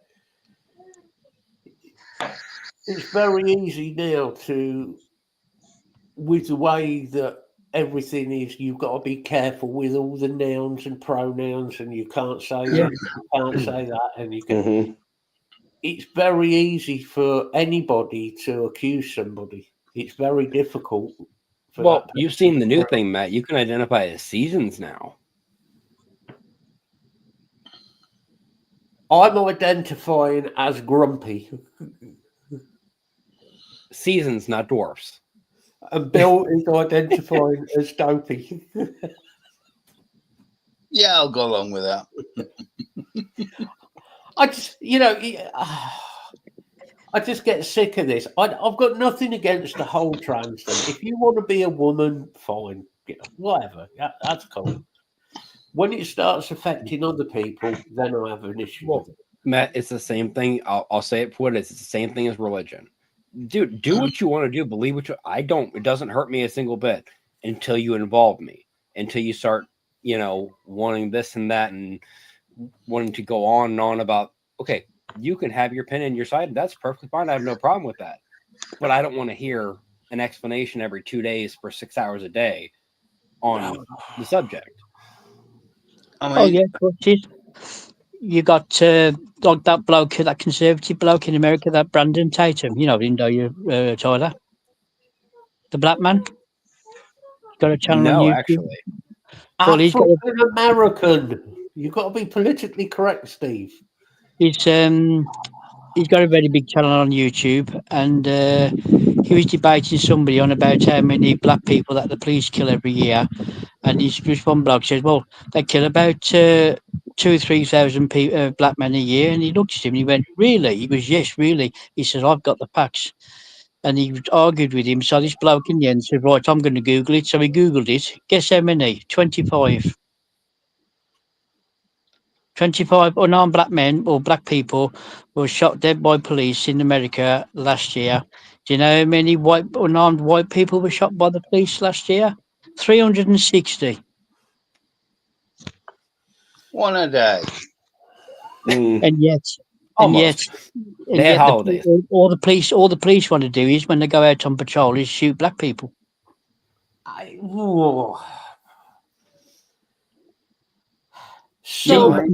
Unfortunately, that does come down to region, to where you're at, Yeah, it's yeah. called and it's called mindset in that misinformation. area, because there are certain states, we're not going to say which ones, but there are certain states, obviously, certain Yeah. ethnic communities would probably rather not live there. More southern, Mm. Yeah. I will say. I'm not going to say, and I think we need to be careful here because, as much as in this country we've got a lot of bad police, Of there's course we also have. a lot of good police. Oh yeah, Exactly. that's what I said. Mhm. It doesn't just based on region. It depends on the person, the individual themselves, obviously, because The not same goes everybody, for because that's their America. career choice, is a piece of shit. Let's You be know, honest. there are some bad police who, as you said, want to go out and just beat people up and do whatever. There's also a lot of good police in America, I think. You know, there are some good policemen Yeah. who do a good job at what they do. Unfortunately, it's getting rid of the bad ones. Well, it's also down to the education system now. I mean, you got people now who have got degrees in absolute nothing and are sick as shit. I mean, you got one bloke, you know Charlie Kirk is, don't you, Tyler? There's another Turning YouTube. Point, Turning Point USA is one of the biggest channels on there. He goes around all the colleges debating people about politics and all that. He's Okay. talking to this. He's talking to this one student who's an economy major, an economist major, and he says, "Well, this bloke says, well, you don't know nothing." He says, "Because you never finished college." He says, "Yes, I know." He says, "But I read books." And he said to him, he says, "Well, do you know who Thomas Sowell is?" And this bloke, this economy major, and he went, "No." And then you see even the people in the crowd were laughing at him, and he was looking at me. He says, "You don't know who Thomas Sowell is, who's one of the most brilliant economists the world has ever seen, and he's a black man." He says, "And you've never read his books?" He went, "No." He says, "And you call yourself an economist major?" He said, "The bloke wrote the book on it, wrote the book on it, and he's never heard of him." So then he points to what exactly are they being taught in these schools now? Well, we've talked about it before, Steve. Look There's at another, basic education before college. Just basic. there's another you know, bloke, an That's how many- economist, a we black aren't man, and taught. said the same thing. He says, and he's an old man, he's about 18. He says, "When I was a kid, I lived on the plantations," he says, "but we had a father in the house. You could own property." He says, "You can go out to work and you could buy property." He says, "You could say you couldn't do nothing like that." He says, "You could buy property, you could be prosperous, even if you was on the plantation or not." And I grew up on a plantation, he said. He said, "It's all down to there's no father in the family. 70% of all black families in America have no father figure." He says, "You get raised by the women, single women." He says, "No wonder there's so much crap in the world." He says, "Whereas like who kills the most black people in America every year? Black people." He says, "So he says it's all a cover screen to keep making money out Well, of it, like Black you Lives have Matter to and all keep in that." mind, as far as those statistics go about this community killing the same number, that type of thing. Think about the areas. Unfortunately, there's not technical segregation in the U.S. obviously, but there still is. Yeah. I mean, there still is. In my state Yeah, but alone, who causes? Yeah, I but can who causes? go this Who direction, and I causes the know ethnicity is segregation that way, outside? and the exact opposite the other way. Yeah, but who causes the segregation? It's not white people. It's the government. They do Well, this to keep. They do this to keep them in check. I mean, that's they're just going it. about It's all government LBJ. employees to try to keep people covered and into what they want them to be able to do and not be able to do. It's like And the that's not civil rights anybody in movement. that situation. When the Civil Rights Act was signed into it, and I was on about Sahel, he said it was so good. It wasn't. Civil Rights Act was just signed to keep black people in their place. Even LBJ said that. He says, "Keep them all in because they'll get uppity." He said, "So we'll just give them little bits here and there." So, in other words, the government said, "Get rid of the fathers out your family. We'll be your father and we'll just give you money." And that's what they did. And this is why you get such a rise in crime now. I mean, like I said, 50% of all black killings is done by black people. This bloke said about it. He says when we was on the plantation, people owned their own houses. People went out to work. He says the old folk could go out at night without being mugged by their own grandchildren. He says you didn't hear gunshots in the street. You didn't hear this in the street, mass killings and all that kind of stuff. He says you never got nothing like that. And now you're telling me that today is better than it was 60 years ago. You know, I'm sorry, mate, but they can go on about as much as they want about this kind of thing. It's all a smokescreen, and it ain't just in America they do it. They do it exactly the same in here. How many boats came over the weekend in this country? 1,200 boats. According to Keir Starmer, he's on the ball with immigration, and 1,200 boats came over in a single weekend because the weather was nice. They're just full of lies and bullshit. And as Matt said, if you talk out about it, or you're a prominent person and talk out about it, you're either silenced, cut off at the kneecaps, or you go to jail because you're a far right extremist. Yeah. I mean, it's the way particularly this government's going. You can't talk about anything. No. You can't criticise this government. No, you can't. No. Despite the fact we know they're probably the worst government since the war. And what governments used to do that in the past, Bill? Socialist governments. Socialist governments and Nazi governments. Yeah. And you notice that mindset is slowly creeping its way across, well, everywhere. You look at American politics, though, it is so right-wing, it's unbelievable. And it's so apparent. It's not even hidden. It is so close to being Nazism. Yeah. I mean, you look at Hitler now, on about how bad he was. Hitler's got nothing on Mao when he took over. He killed people in the millions, he did. I mean, Hitler would have been jealous of the bloke. Absolutely jealous of the bloke, the amount of people he killed. What was the first thing that he did when he went to power, Chairman Mao? He banned everybody's right to own a gun. Told them I got to turn them in. When you look at these, if you look at these socialist places, sorry, Bill, go on.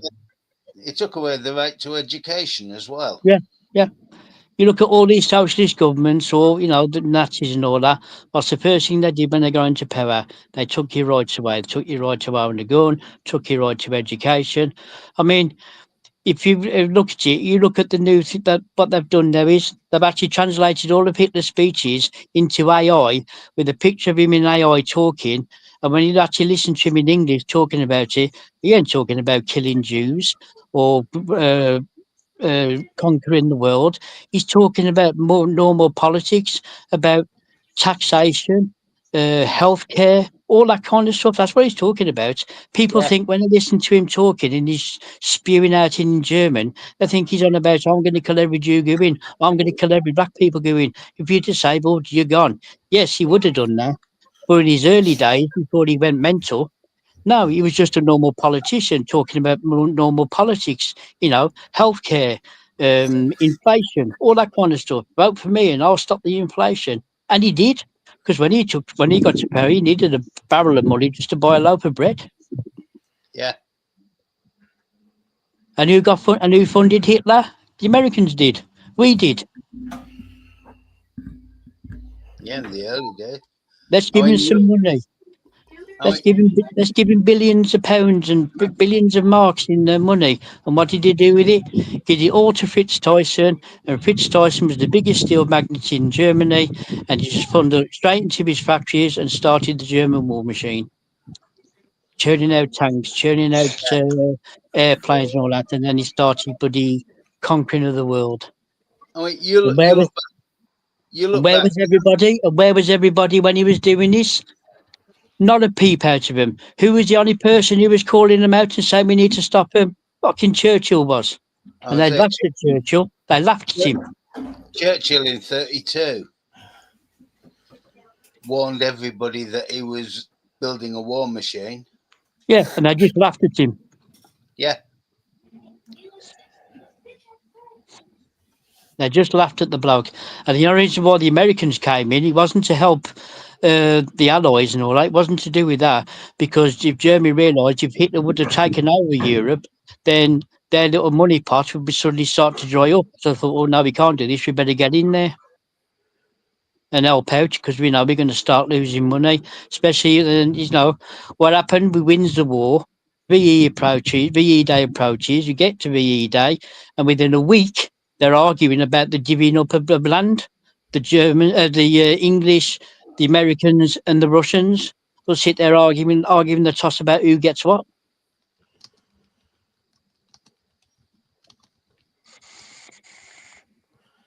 We got West Germany. The Russians got East Germany, and then you're going into Czechoslovakia and all that kind of stuff. It's all just got one big carve up. A lot of people said that Hitler was meant to do it, but he went too far too quickly. So they thought, no, we got to stop this bloke now. Yeah. Another Saddam Hussein thought they could string him along as a puppet, and yet he thought, no, you ain't doing that to me. I've got a war machine going on now, and let's go.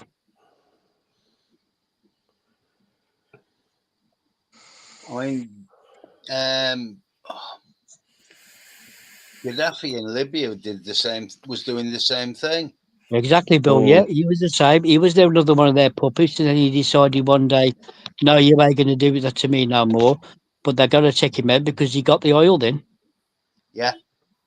Mm-hmm. I mean, George Galloway, nobody likes George Galloway. He's a big mouth, complete socialist. But he got accused of taking money for the oil for food program. He was accused of taking oil in payments. And so he had to go to America in front of the Senate to explain himself. Absolutely destroyed him. That Senator Norm Coleman, he absolutely destroyed the bloke. He said, I took took barrels of oil in the Money for Aid program. He says, yeah. He said, well, the Money for Aid program didn't even exist then. So how can you accuse me of doing that? And then when he turned the tables on him, he says, okay, he says, let's actually look at the real reasons why. He says, like the $6 billion in oil that disappeared from Iraq wasn't even meted out. It was just dumped on cargo on container ships and sent away. Or the $850 billion that you gave to the American military to hand out to Iraqi officials to bribe them to get them to come to your way. He says you never even counted it or weighed it. He said it just disappeared. He says, so where's the money? Yeah. Naturally, Norm Coleman, when he stood for re-election the next time, he got completely booted out. Because all the big companies like Halliburton and BlackRock and all that, they all profiteered out of it as soon as they went in and just stripped it bare, like they always do. When they eventually sort out the conflict between Ukraine and Russia, that's what BlackRock will do. And Halliburton, they'll just go straight into Ukraine and just strip it bare of what they want. We'll rebuild your cities for you. We'll do this and do that for you. But the actual cost of what they're going to get out of it will be far more than building a few cities for them back up. Mm-hmm. America or Britain do not go to war for nothing. No, none of them go to war for nothing. Just as a moralistic enterprise, it's all down to money. As Singy said, one of your greatest generals, Tyler, Smedley Butler, war is a racket. Read the book. Yeah. I mean, he's probably he's the most decorated officer in the American military. He won the Congressional Medal of Honor twice, and even he says, no. If you're living such like America, he says the American military should never go more than 500 miles off their coast to anywhere. He says should never be going around anywhere. All he does is goes there to service their needs. Yeah. America has never made a loss on any war. No. When the first Iraqi war started, and went into Afghanistan, and the Taliban burned down the poppy fields, and next thing you know, I'll be back in bloody Afghanistan again. And why? Because the banks were going bankrupt because they were the ones who funneled in the poppy money back into America, and the Taliban went and scuppered that by burning down the poppy fields. So then you've got poppy fields in Afghanistan during the time that America and Britain was there, and you've got US Marines guarding the poppy fields. Yeah. There's actual video of that. Of the American military sitting there guarding poppy fields in Afghanistan. There has always been money. War has always created money, and the biggest profiteer out of this is not banks, it is not government, it is churches. Yeah. But the problem is, though, Matt, they Yeah. need the banks to funnel the money in for them, and they couldn't funnel the money in because they got no money coming in from these enterprises. So they thought, oh shit, we better get back in there and get it going again. Yeah, but you look who owns the biggest chartered banks. Yeah. They're owned by different churches, And offshore investments. and that includes some of the Islamics. Yeah. There are a couple of the big chartered banks are Islamic. Yeah, they are. You know, so I mean, you look- can't say it's the Christians, the Jews, whatever. No, you can't. All of them. All You see of what the happened- what happened in- religions. This is what happened in Bosnia. Because in Bosnia, nobody wanted to know about the civil war that was going on in Bosnia. Couldn't give a crap until the Muslim nation turned around and says, well, you better start doing something about it, or we're going to blockade it and we're going to arm all the Muslims in Bosnia. And then next thing you know, the UN sending a peacekeeping force in to keep them apart because the Muslims were getting absolutely creamed. And Yeah. then the Muslim nation turned around and says, no, we're not having that no more. So we're gonna start arming them and sending them arms. Next thing you know, the UN's involved. Oh, we're sending a peacekeeping force. Let's blockade the ports and all that.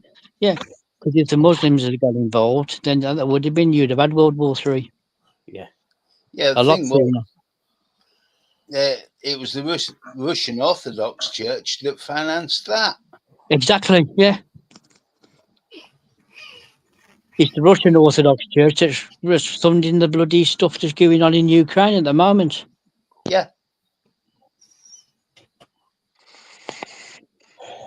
Yeah. Yeah.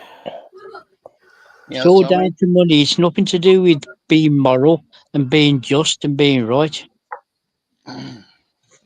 It's all down to how much money you want to make. I mean, Churchill was the same. People go laud about how good Churchill was, but at the end of the day, Churchill was a racist. He still believed in the Raj. He was well upset when he found out that we were pulling out of India and giving it all back to him. No, he didn't want that.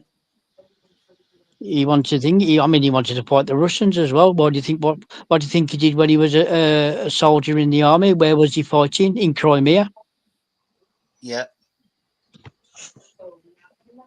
So I think it was about 3 or 4 days. That if it had been another 3 or 4 days, he would have actually been at the fall of the 300. But I think he got called back to England for some reason. Next thing you know, you had the charge of the Light Brigade and the 300 that got killed by Russian cannon, which is so massively done by the trooper, by Iron Maiden. But, he missed out on it, but he was another one. He believed in the Raj. He was well upset when they found out that was being pulled away from him because the amount of money they was making out of it. Yeah. I mean, you check diamonds now. What they call blood diamonds. You know what blood diamonds are? Blood diamonds is just to keep the price of diamonds high. You've had one bloke who spoke to this one bloke. He said, "Well, you go to some parts of Africa." He said, "You can walk along the deserts." He says, "Yeah."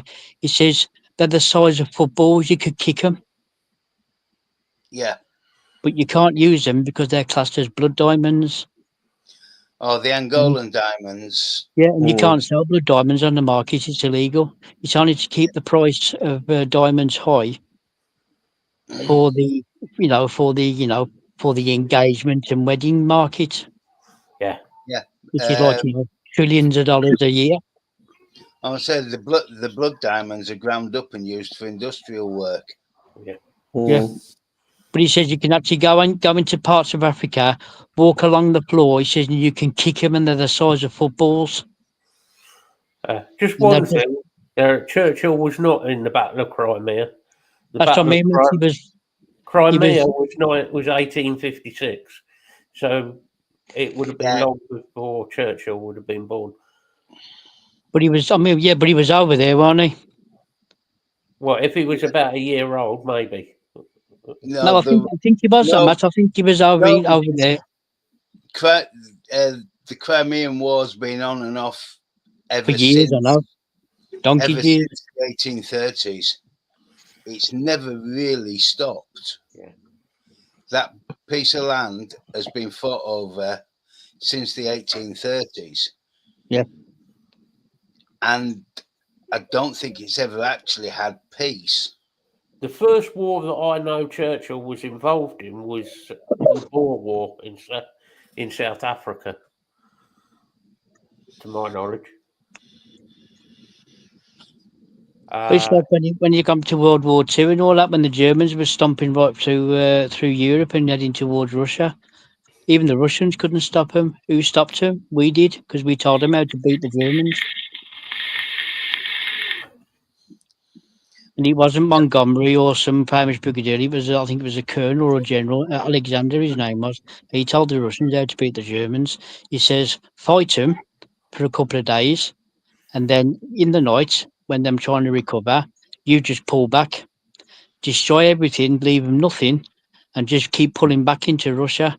Well, what happened? Winter came. So the Germans kept advancing into Russia. The Russians, used to the cold, they'd fight them for a few days and keep retreating back.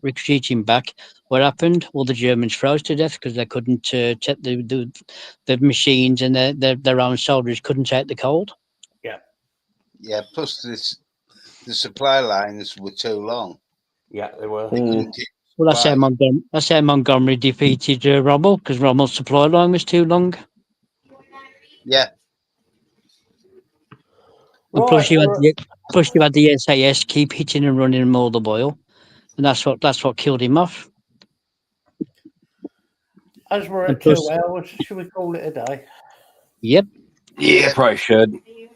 Oh, then you lot, do your goodbyes. Yeah, I'll start this week, guys.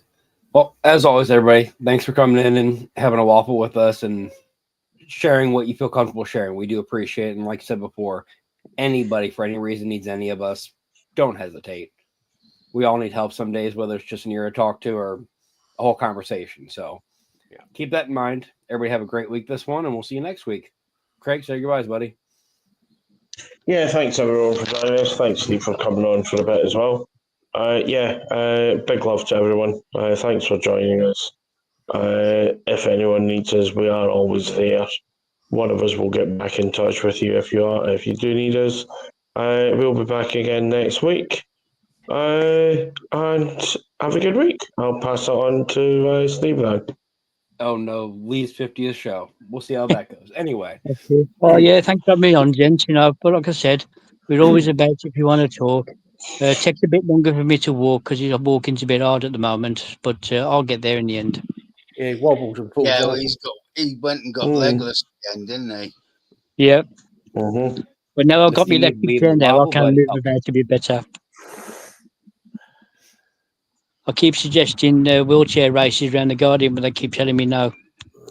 That's against health and safety. Well, I did say we'd have staff versus patients, but they keep saying no.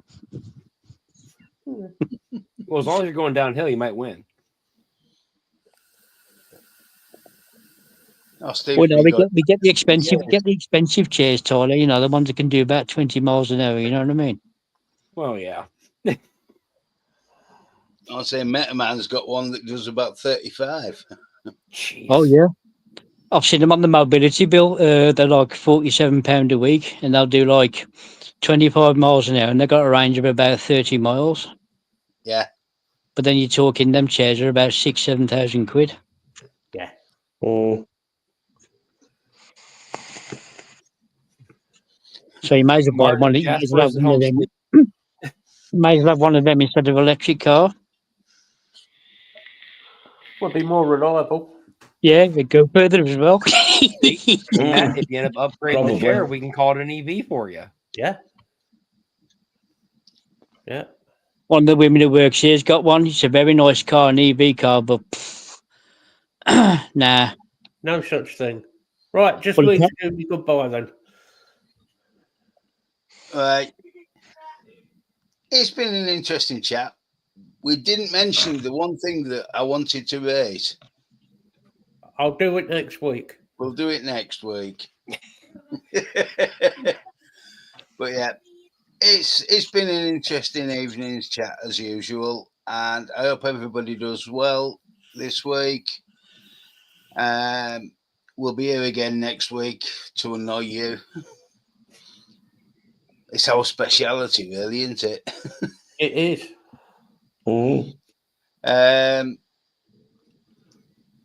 Take care of each other and have a good week. Over to you, Matt. Yeah, another interesting show. I think we now have a subject for next week because we meant to do it this week, but we didn't get around to it.